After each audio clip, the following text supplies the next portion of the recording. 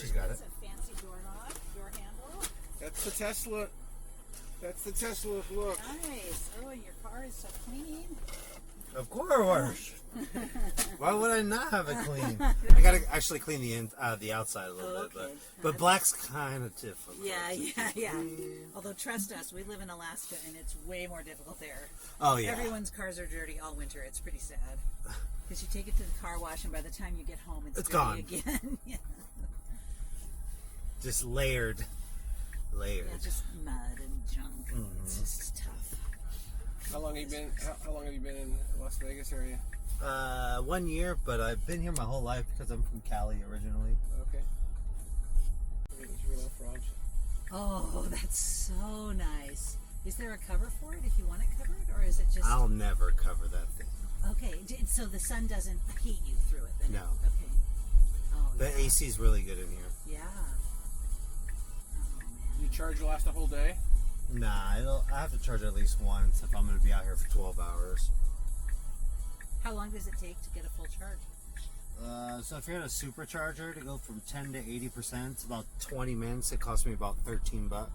Sure. If I'm at home, it's a different scenario. Because you don't have a super. Well, it's 48 miles per hour. So you just plug in, go from 10 to 80%, it's about 4.5, 5 hours. Sure. So you just go to bed, Yeah, plug yeah, in, yeah, go no big and wake deal. up and go Yeah, get it. just your- Be good to go. I'll never go back. Why just to 80? Is that your goal, or do you? It's the daily recommended charge on these type of batteries is 80%. The only Okay. reason why you want to go up to like 90 or 100% is if I'm going, say, to here to LA and I'm going to burn all that energy. Yeah. You don't want to have your battery at 100% and sit all day. Got it. It's just not good for the lithium ion. It's it's the type of battery chemistry that's in the car. Interesting. Not all Tesla drivers are equal. You tend to be the smoothest Tesla driver I've been in. Some guys drive it like a slot car. So do you want to know why it's smooth? Tell Why? me. Because I don't drive. Okay. I let the car do all the driving. So when the car drives itself, it's the most efficient on smoothness and braking and on range that I get on the car. Because I'm not lead footing it or taking it off, and lead footing it, taking it off. So let's see. So you're gonna tell it, like, if you want to change a lane or No. something, No, it does everything. It makes up its own mind where it wants to go. based on its Based sensors on the rest. for what's going on all around it. Yeah. There's okay. no sensors. There's only cameras that are watching. Okay. Are there lots of charging stations down here? It's no problem to get to one. Yeah, Or- so there's over 30,000 actually 40,000 in the United States alone. So I never have range anxiety, if that's what what people always say. Yeah. A good example is I went from Georgia all the way back here to Nevada with no issues on the charging network. And here in town, you know where they are, and it's no problem. It's on your map, so if I go here and I click on the charge, I can just zoom out and I can see all the superchargers that are in Las Vegas. Can you show me Anchorage? Do you mind? Can Oh you yeah, do no, that? of course. Zoom way out. Yeah. Let's see if it can go Anchorage up. is at the very bottom of Alaska, right where that. No, actually, you were at the perfect spot, the middle where that finger sticks up, the finger of water. Yeah, keep sliding to the right. You're doing perfect. Where it points out right there. Yeah, just basically the center right there. Right here? Keep right up a little higher. No, sorry. It's that. So where the gray part sticks out and kind of points. How about this? We'll just do this.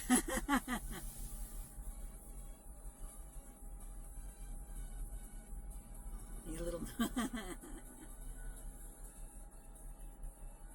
No, it's not going to take me all the way over there. Well, there was a. Yeah. It's all right. Oh, there it is. There See, it it's is. on the map. There. Yeah. Now I can see it now with that Anchorage. Not here.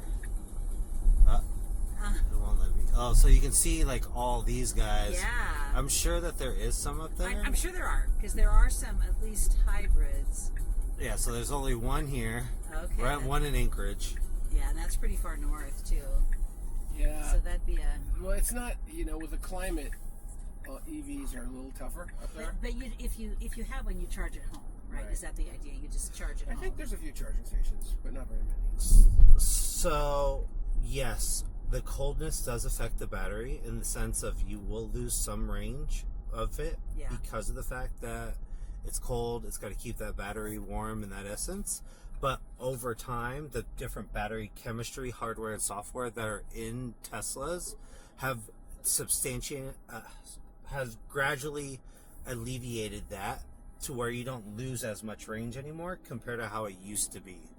So a lot of people still have that stigmatism of it.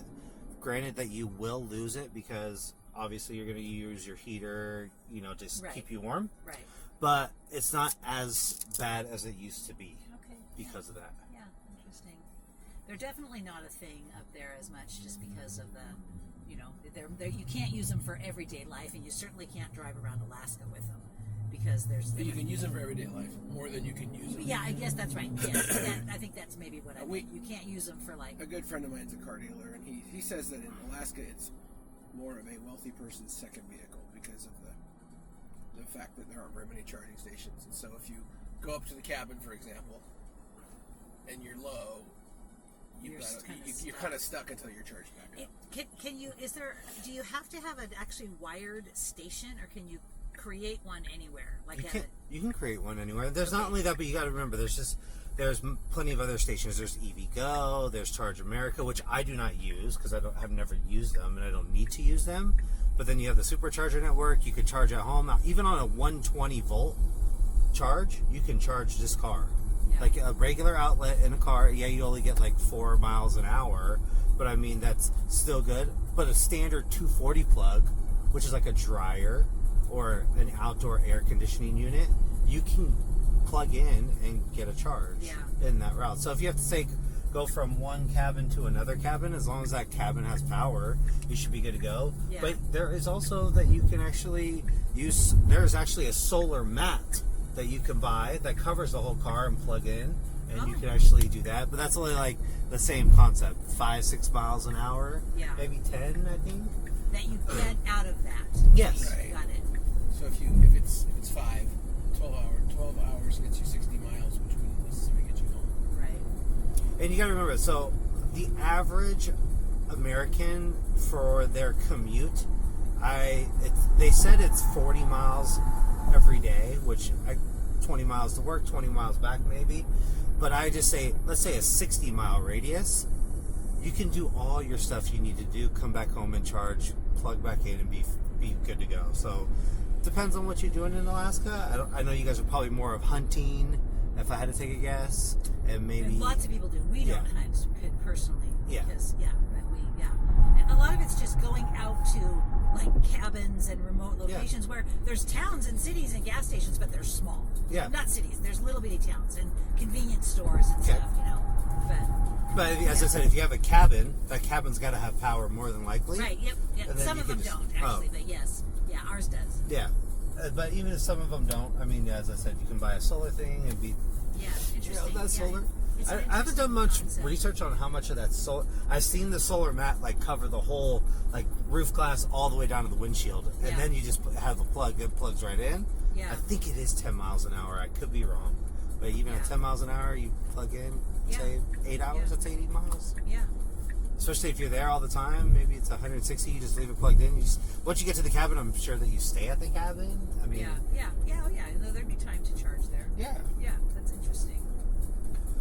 But Is this your first Lexus, or have you had This is a Lexus. This is a Tesla. Tesla. Tesla? Is this your first Tesla? No, this is my number 8.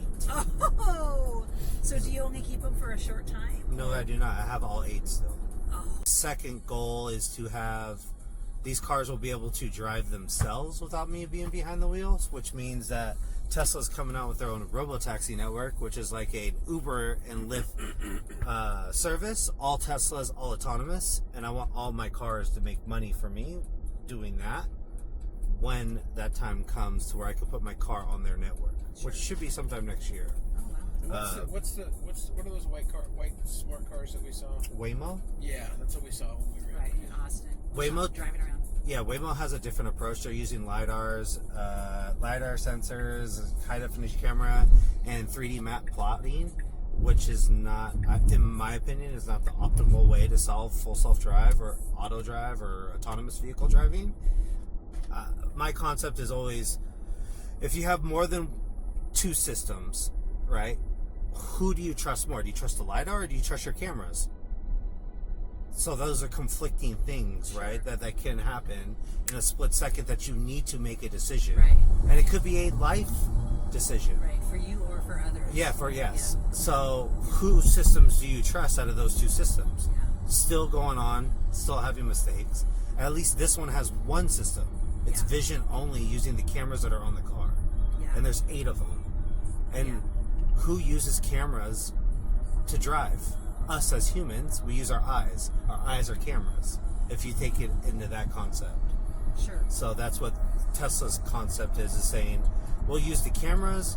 Cameras will be video trained through AI and then fed through a neural net, which is like a brain that sends out that signal on how to drive from to the other cars. That's how they get better and better over time from software updates, because they do make mistakes. They're not 100% good yet, but it will get there sooner or later to where it'll be 2 times safer than a human, 5 times safer than a human. So Sure. that's where it's heading at right now as we speak. Yeah. So, Very interesting. yes. And these cars are the most safest vehicles in the world. So that's another plus too, is the engineering that goes behind it in order for us to be safe in these cars is absolutely their number 1 priority. Yeah. Can you, this is not that this would be a need of ours now, but let's say you had a new driver. Can you program it not to do things like not to speed and not to, you know what I mean? Yeah, you can actually control all the stuff that I can. So I can control the speed that I want. It reads the speed limit signs from the cameras. Which one? Oh, you guys are going to Terminal 3. We're Alaska Alaska Air. Gotcha. Sorry. It's okay. So, what's happening is that you can adjust the speed. You can adjust like how aggressive it drives. So there's different modes in it to do that. So like what you guys were in just now was standard mode, which means it doesn't go too fast. It doesn't go too slow. It doesn't drive like a grandma, and it doesn't drive like a teenager. Yeah. Of going fast. The hurry mode is is what a lot of people use, and it kind of goes through like one lane, passes another person, goes in another lane. So it but it's safely doing it. But I just use standard mode because it's just much easier to kind of know the car. Well, you have strangers in the car too. You know what I'm saying? So, oh, you mean you use it just when you're by yourself too? Yeah. Okay, got it. I don't ever manually drive unless it's like in this type of situation where I'm close to the destination, and I'll Right. be like, oh, okay, I'm done. Are you guys checking in those bags by any Yeah. chance? Okay. At the curbside or at the gate? At the At the gate. gate. Okay, so let me get you to security, because if you're not doing a curbside, I'll Oh, get you no, one. actually we are. We're checking bags Yeah, here. yeah, just Okay. right here is fine. We're good. We got lots of time. We're super early. Okay. So let me get you guys right here. Thanks for a very educational and informative ride. You're welcome. I'm very ill-informed about these vehicles, and I appreciate the I can step never, up. I can never see the handle here. There we go. No handle. It's the button. It's the button right there. Okay.